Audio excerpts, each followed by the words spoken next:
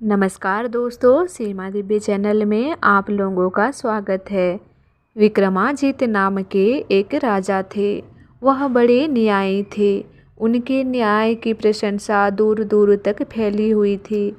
एक बार देवताओं के राजा इंद्र ने विक्रमाजीत की परीक्षा लेनी चाहिए, क्योंकि उन्हें डर था कि कहीं ऐसा ना हो कि अपनी न्यायप्रियता के कारण राजा विक्रमाजीत उनका पद छीन ले।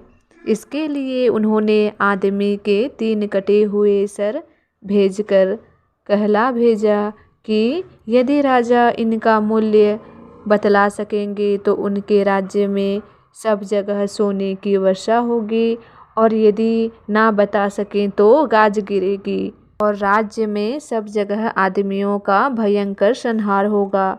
राजा ने दरबार में तीनों सिर रखते हुए सारे दरबारी पंडितों से कहा कि आप लोग इन सिरों का मूल्य बतलाइए, पर कोई भी उनका मूल्य ना बतला सका, क्योंकि तीनों सिर देखने में एक समान थे और एक ही आदमी के जान पड़ते थे।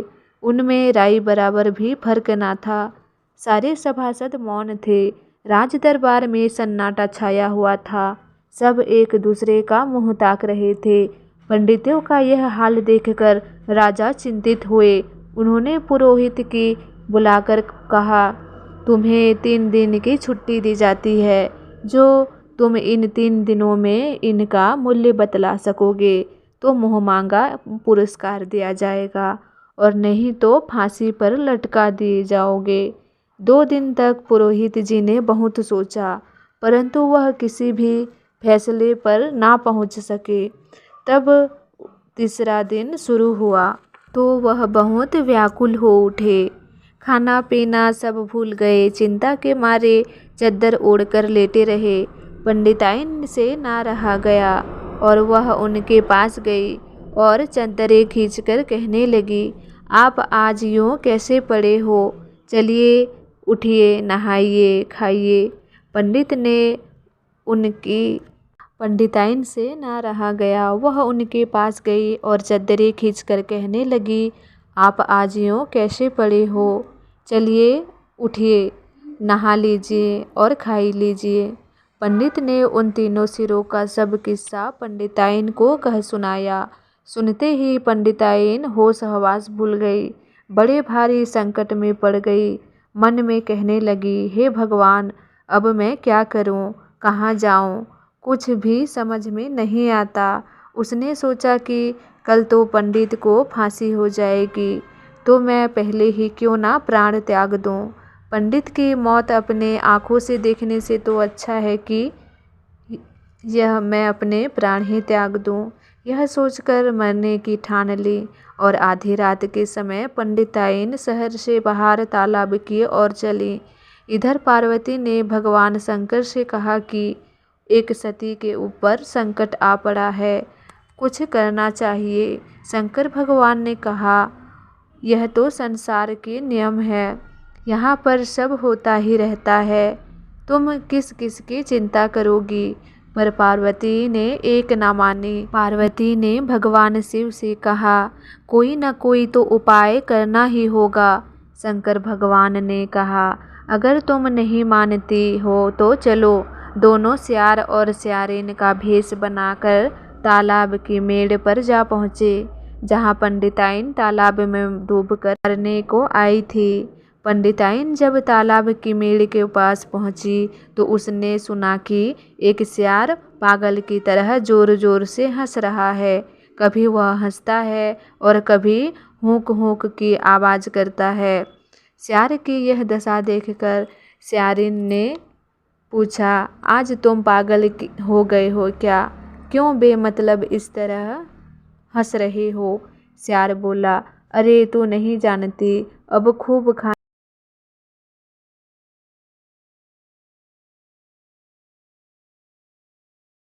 बातें करते हो, कुछ समझ में नहीं आती।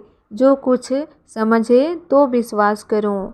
सियार ने कहा, राजा इंद्र ने राजा विक्रमादित्य के यहाँ 3 सिर भेजे हैं और यह शर्त रखी है कि जो राजा इनका मोल बता सकेगा वो राज्य भर में सोना बरसेगा और जो ना बता सकेगा तो गाजें गिरेगी। तो सुनो, सिरों का मूल्य तो कोई कोई बता ना सकेगा और ना ही सोना बरसेगा। अब तो राज्य में हर जगह गाज गिरेगी, खूब आदमी मरेंगे, हम खूब खाएंगे और मोटे होंगे। इतना कहकर सियार फिर हुके हुके हुआ हुआ कहकर हंसने लगा। सियारिन ने पूछा, क्या तुम इन सिरों का मूल्य जानते हो? सियार बोला, जानता तो हूँ लेकिन बतलाऊंगा नहीं, क्योंकि यदि किसी ने सुन लिया तो सारा खेल ही बिगड़ जाएगा। सियारिन बोली, तब तो तुम कुछ नहीं जानते, व्यर्थ ही डींगे मारते हो।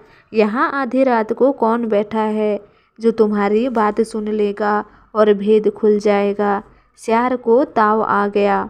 वह बोला, तू तो मेरा विश्वास ही नहीं करती। अच्छा तो सुन, तीनों सिरों का मूल्य मैं बतलाता हूँ। तीनों सिरों में एक सिर ऐसा है, यदि सोने की सलाई लेकर उसके कान में से डालें और चारों ओर हिलाएं डुलाएं तो वह सलाई मुंह से ना निकले तो उसका मूल्य अमूल्य है। दूसरे सिर में सलाई डालकर चारों ओर हिलाने डुलाने से यदि मुंह से निकल जाए तो उसका मूल्य 10,000 रुपया है। तीसरा सिर लेकर उसके कान से सलाई डालने पर यदि वह मुंह नाक आँख सब जगह से पार हो जाए तो उसका मूल्य है 2 कौड़ी।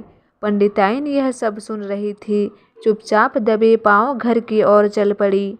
पंडिताइन खुशी खुशी घर जा पहुंची। पंडिताइन भगवान शिव की बहुत बड़ी भक्त थी और बहुत ही पूजा पाठ करती थी। सो भगवान ने उसे इस सवाल का जवाब दे ही दिया। वह जैसे ही घर पहुंची, पंडित अब भी मुंह पर चादर डाले पहले के समान चिंता में डूबे पड़े थे।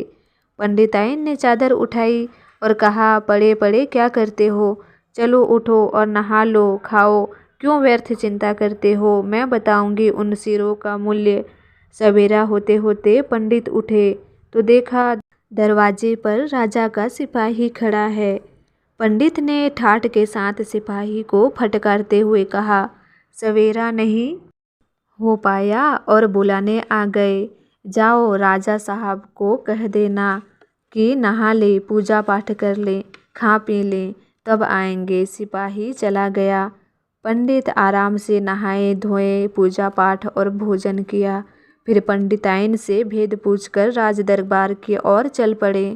पंडित ने पहुँचते ही कहा, राजन मंगवाइए वे तीनों सर कटा हुआ वाला। राजा ने तीनों सिर मंगवा दिए। पंडित ने उन्हें चारों ओर इधर उधर उलट पलट कर देखा और कहा, एक सोने की सलाई मंगवा दीजिए। सलाई मंगवाई गई। पंडित ने एक सिर को उठाकर उसके कान में सलाई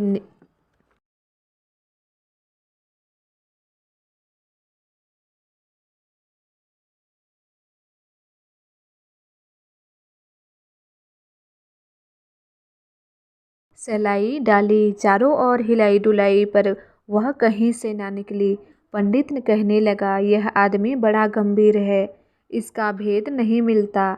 देखिए महाराज, इसका मूल्य अमूल्य है। फिर दूसरा सिर उठाकर उसके कान में सलाई डाली, हिलाई डुलाई तो सलाई उसके मुंह से निकल आई। वह कहने लगा, आदमी कान का कुछ कच्चा है, जो कान से सुनता है वह मुंह से कुछ कह ही डालता है। लीजिए महाराज, इसका मूल्य 10,000 रुपया है। पंडित ने तीसरा सिर उठाया, उसके कान में सलाई डालते ही उसके मुंह नाक आँख सभी जगह से पार हो गई। उसने मुंह बनाकर कहा, अरे यह आदमी किसी काम का नहीं, मुंह कोई भेद नहीं छिपा सकता। अरे यह आदमी तो किसी काम का नहीं, यह कोई भेद नहीं छिपा सकता। लीजिए महाराज, इसका मूल्य 2 कौड़ी। ऐसे कान के कच्चे तथा चुगलखोर आदमी का मूल्य है 2 कौड़ी। पंडित का उत्तर सुनकर राजा प्रसन्न हुए। उन्होंने पंडित को बहुत सारा धन, हीरा जवाहरात देकर विदा किया। इधर राजा ने तीनों सिरों का मूल्य लिखकर राजा इंद्र के दरबार में भिजवा दिया। इंद्र प्रसन्न हुए और सारे राज्य में सोना बरसाकर प्रजा खुशहाल हो गई। तो दोस्तों, भगवान शिव ने अपने भक्त की परीक्षा ली। आप लोगों को कैसी लगी कमेंट में ज़रूर बताना और ऐसी वीडियो देखने के लिए मेरे चैनल को सब्सक्राइब करना। मेरे चैनल में नए आए हो तो प्लीज़ मेरे चैनल को सब्सक्राइब कर लेना। मिलते हैं एक नई जानकारी के साथ।